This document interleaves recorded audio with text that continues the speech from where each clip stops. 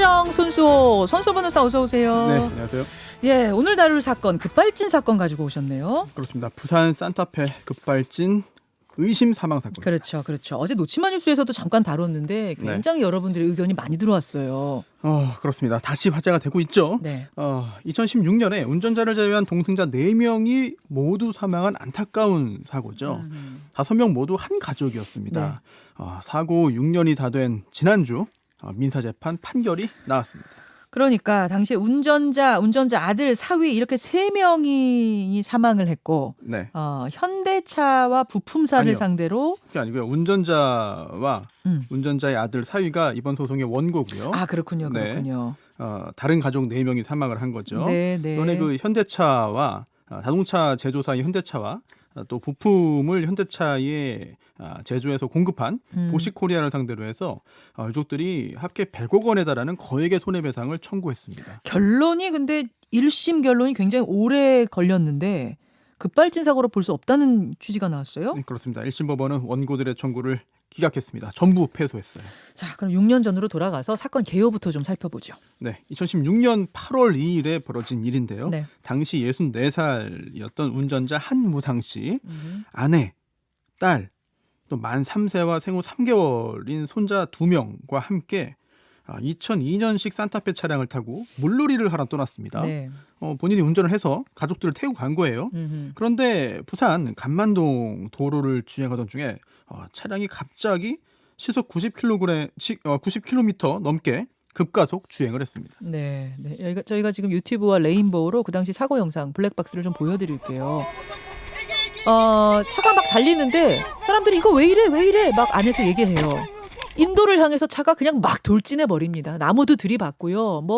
앞에 있는 장애물도 다 뚫고 계속 돌진하는 그런 영상이에요. 네, 10초 만에 벌어진 일이죠. 사실 인도까지 가지는 않았습니다.만 교차로에서 빠른 속도로 좌회전해서 행인 한 명을 스치듯 지나간 후에 길가에 있던 트레일러에 부딪힌 다음에 멈춰섰습니다. 근데 1심 판결이 왜 이렇게 오래 걸린 겁니까?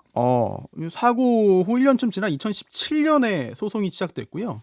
사실 민사소송의 특성상 원고인 유족들이 주장하고 증명할 게 많습니다. 그래서 재판 진행 내역을 제가 보니까 엄청나게 많아요. 네. 감정, 검증, 사실조회, 문소송부 이런 것들이 여러 차례 이어졌고요. 변론기일도 13번 거쳤습니다. 판사도 그동안 2번이나 바뀌었고요. 유족들은 분명한 차량 급발진이다. 차량이 네. 문제다. 이렇게 주장을 했어요. 그렇습니다. 운전자 한 씨는요. 27년 동안 운전했어요. 네. 게다가 택시기사, 택배업에도 오래 종사했습니다. 특별한 사고 경험도 없고요. 건강도 양호했거든요. 게다가 2002년식 구형 모델이지만 주행거리가 9만 킬로미터 정도였습니다. 게다가 법원도 인정한 건데요. 가족들과 해수욕장 가는 길에 일부러 사고 낼 이유도 없었던 그렇죠. 거죠. 고의사고일 이유는 전혀 없고. 네. 그래서 유족들이 주장한 급발진 원인은 뭐였어요? 자, 여기서부터는 조금 어려워지는데요. 고압 연료 펌프의 플랜지 볼트 풀림으로 인한 누유 현상입니다. 누유 기름 새서 그런 급발진했다? 그렇습니다. 자, 이거는 그 영상과 함께 보시면 더 이해가 쉬울 수 있을 것 같은데요. 연료를 고압으로 전달해주는 고압 연료 펌프가 있습니다. 네. 근데 이 펌프에 그 볼트가 풀린 거죠. 좀 나사가 풀렸다 이런 건데 그 틈으로 경유가 흘러나왔고요. 그게 오일 팬으로 들어가서 엔진 오일과 섞였다는 거예요. 엔진 오일에 경유가 섞여서 어떻게 됐다는 거죠? 자, 여기서부터 문제가 되는데요. 네. 경유가 섞이니까 그 엔진 오일의 윤활성이 저하된 겁니다. 그래서 그로 인해서 이 엔진 오일이 연소실로 들어가지 못하게 막는 그 볼트 베어링 같은 부품이 손상된 거죠. 네네. 그래서 이 연소실에 엔진 오일이 들어간 겁니다. 원래 들어가면 안 되는데 경유가 섞이면서 들어가게 된 거예요.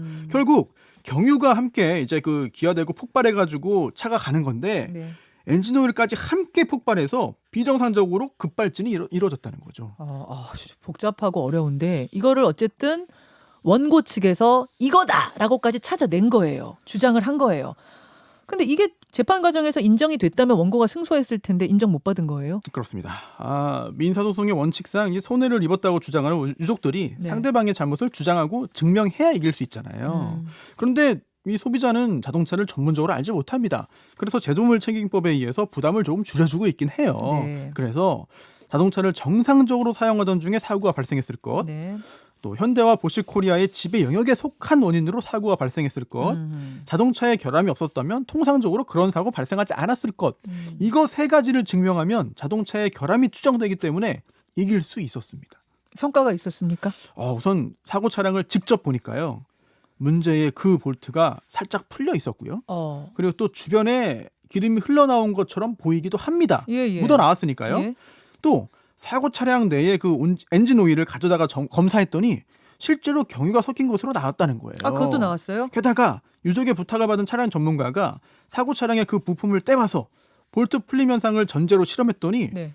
사고 당시와 마찬가지의 급발진 현상이 관찰됐다는 겁니다. 또한 이 민주당 박용진 의원이 이 건에 열의를 보였는데 현대차 내부 문건을 공개했거든요. 네. 이 사고 전에 이미 이 고압연료 펌프 품질 문제를 인식하고 있었다. 무상 수리도 진행 중이었다는 것도 밝혀졌죠. 아니 그럼 지금 손탐정 이야기를 쭉 정리해 보면은 원고가 이겨야 되는데 유족이 이겨야 되는데 왜 재판 결과가 그렇게 났죠? 자, 여러 가지 이유를 들어보겠습니다. 예. 자, 판결문 정리인데요. 이게 참 수년간의 판결을 10분 만에 정리하는 게 쉽지 않습니다만 네. 최대한 요약을 해봤습니다. 첫 번째, 자체 감정, 사설 감정은 큰 힘이 없다. 그래요? 네. 유족의 부탁을 받은 전문가가 유족과 함께 여러 가지 실험도 하고 감정을 했는데요. 네. 이게 사고일로부터 넉 달이 지난 시점이었습니다. 그동안 이 사고 차량 차체가 현상 보존 조치 없이 정비 공장에 입고돼 있었거든요. 보관 소홀이나 제3자의 개입으로 인해서 상태가 변경되었을 수 있다는 거죠. 이게 애초에 법원이 주관해서 엄격하게 진행한 감정이 아니라 네. 이게 사설 감정, 사감정입니다. 이걸 믿을 수 없다고 본 거죠.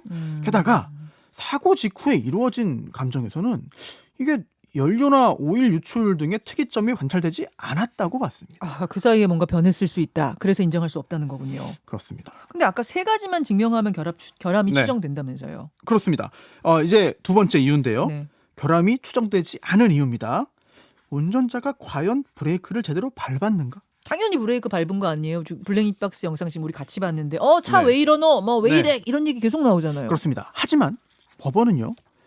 운전자 한 씨가 브레이크 페달을 밟지 않았거나 착오로 가속 페달을 밟았을 가능성을 배제하지 않았습니다. 배제하지 않은 근거는 뭐죠? 일단 브레이크는 엔진과 별개거든요. 예. 그래서 설령 엔진에 이상이 생겼다 하더라도 네. 브레이크를 밟으면 일정 거리 안에 차는 멈춘다고 전제했습니다. 특히 당시 시속 90km 정도였잖아요. 네네. 브레이크를 밟았으면 통상적인 제동이 가능한 속도라고 봤습니다. 하지만 이 사고 목격 차량들이 있었는데요. 네. 그 차량의 블랙박스 영상을 감정했더니 놀랍게도 이런 결과가 나왔습니다. 어떤 결과요? 사고 당시 산타페 차량의 브레이크 등이 점등된 상태로 보기 어렵다. 브레이크 등이 안 들어왔다는 거죠. 아니 브레이크 고장일 수도 있는 거잖아요. 맞습니다. 그래서 법원도 그 부분 따져봤거든요. 예. 판결문을 보면 이렇습니다. 사고 바로 다음 날 손으로 그 사고 차량의 브레이크 페달을 눌러봤어요. 네. 그랬더니 브레이크도 작동이 되고 브레이크 등도 들어왔다는 거죠. 게다가 운전자의 진술도 오락가락했습니다. 어떤 식으로요? 사고 다음 날에는요. 브레이크를 밟았는데 밟히지 않았다고 했는데 네. 이제 경찰 2회 피의자 신문 때는 속어도 그다음 말씀드리겠습니다. 브레이크가 푹 내려갔습니다. 차를 세우기 위해 이빠이 밟았습니다. 그러니까 이분 그대로 기록된 대로 그렇습니다. 지금 읽은 판결문에 거예요? 있는 겁니다. 예. 그리고 또 검찰에서는요. 브레이크 페달을 밟았는데 계속 밟고 있었는지는 기억이 안 납니다. 자, 이렇게 오락가락한 것도 법원이 지적을 했습니다. 하지만 유족들은 이 정도로는 납득하기 어려울 것 같아요. 어떤 그렇죠. 입장입니까? 맞습니다. 제작진에게 직접 아쉬움을 토로했습니다. 우선 재판에서 운전자가 이 급발진 사실을 입증해야 되는 게 문제다. 그렇죠. 그리고 번번이 거절당하는 바람에 전문가 감정을 받기도 어려웠다고 하소연했습니다. 그러니까 일반 개인이 이런 거 감당하기는 너무 어려운 소송일 것 같아요. 그렇죠. 그래서 이 사건에서는 국가수 감정이 대단히 중요하거든요. 예. 그런데 유족 측 이야기에 따르면요. 네. 국가수가 장비를 제대로 갖추지 못해서 사실상 유관 검사만 한 거다. 그리고 정밀 검사를 하려면 현대차의 도움이 필요하다고 말했다는 거예요. 그런데 이 현대차는 네. 소송 상대방 아닙니까? 잘 납득이 안 되는 일이죠. 그렇죠. 그래서 유족들은 당시에 집이라도 팔아서 국가수에 장비를 사주고 싶을 정도였다고 해요. 그래서 결국은 외부 전문가에 의뢰한 건데 법원이 그 증거 가치를 인정하지 않았다는 거죠. 아니 국가수가 못 해주는데 상대는 싸우고 있는 현대차고 네. 그럼 사설로 할 수밖에 없는데 그 사설을 인정 안 해주면 어떡하라는 소리냐. 이제 이게 첫 번째 하소연이고. 네, 그 유족 측의 주장인 거죠. 브레이크를 밟지 않을 가능성에 대해서는 유족은 뭐라 그래요? 사실 이 오래 진행된 민사 재판 전에 네. 이게 운전자 한 씨가 오히려 검찰 수사를 받았습니다. 그게 무슨 말이에요? 검찰 수사라뇨? 운전상의 과실로 가족들을 죽게 했다는 거죠. 즉 브레이크 대신에 가속 페달을 밟은 이 업무상 과실이 있고 그로 인해 가족들을 죽게 만든 게 범죄인 거 아니냐라는 건데 철저한 수사를 받았습니다만 결국 최종적으로 불기소 처분이 내려졌어요. 그러니까 처음에는 가속 페달 밟아서 가족 죽이려고 한 거 아니냐로 벌써 먼저 본 거예요. 뭐 죽이려고 한 게 아니라 이제 실수로 죽였다. 죽게 만든 거 이런 거죠. 당시 검찰 실험이 이루어졌는데요. 네. 검찰에서 실험이 이루어졌는데 네. 가속 페달을 밟았다면 이 사고 지점의 속도가 시속 110km에 달했어야 한다. 하지만 90km를 유지한 것을 볼 때 설령 이 브레이크 등이 들어오지 않았다고 해서 가속 페달을 밟은 것이라고 단정하기는 어렵다고 보고 결국 불기소 처분이 내려진 거죠.